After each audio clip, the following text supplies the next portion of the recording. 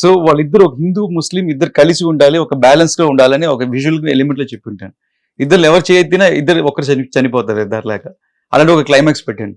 Okay, అంటే మీరు ఈ కథని మీ చేతికొచ్చి, అంటే క్రిష్ గారు దగ్గర నుంచి మీకు వచ్చి ప్రాజెక్టు, క్రిష్ గారు మొత్తం కథంతా రాశారండి, లేకపోతే కొంతవరకు రాసుకున్న దాన్ని మీరు కంటిన్యూ చేశారా, లేకపోతే ఆయన రాసుకున్న దాన్ని మీరు మార్చారా, మారిస్తే ఏం మార్చారు? సార్ క్రిష్ గారు మొత్తం స్క్రిప్ట్ రెడీ సార్. ఏ సినిమా ఫుల్ స్క్రిప్ట్ లేకుండా షూటింగ్ వెళ్ళాము.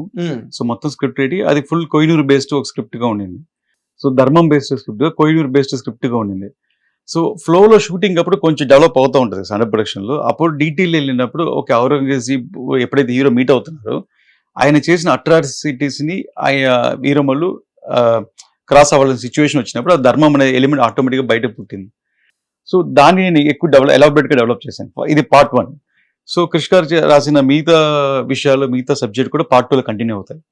అంటే పార్ట్ 1 లో అయితే మాత్రం క్రిష్ గారు రాసిన దాన్ని మీరు కొంచెం పక్కన పెట్టినట్టే. అలా కాదు సార్, ఇప్పుడు పార్ట్ 1 లో we give proper introduction of Kohinoor, proper introduction of ధర్మం అండ్ 5 గురూస్. సో ఈ రెండు మిషన్ ని హీరో పార్ట్ 2 లో చేయబోతున్నారు, రికవర్ చేయబోతున్నారు. కోహినూర్ కాపాడుతున్నారా లేదా, ఈ 5 గురువులు కాపాడుతున్నారా లేదా అనేది పార్ట్ 2. సో రెండు మిక్స్ చేసి ఉంటుంది సార్, స్క్రిప్ట్ లో బ్లెండ్ అయి ఉంటుంది.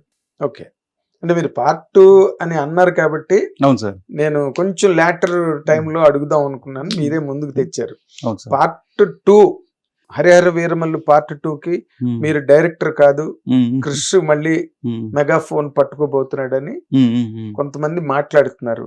దాని మీద మీ తాలూకా కామెంట్ ఏంటండి? దీంట్లో కమెంట్ ఏం లేదు సార్. ఇప్పుడు నేను చేసేటప్పుడు నేను చేస్తాను అనుకోలేదు, అలాగే క్రిష్ గారు ఇలా సగలు వెళ్ళిపోతే సార్ అనుకోలేదు.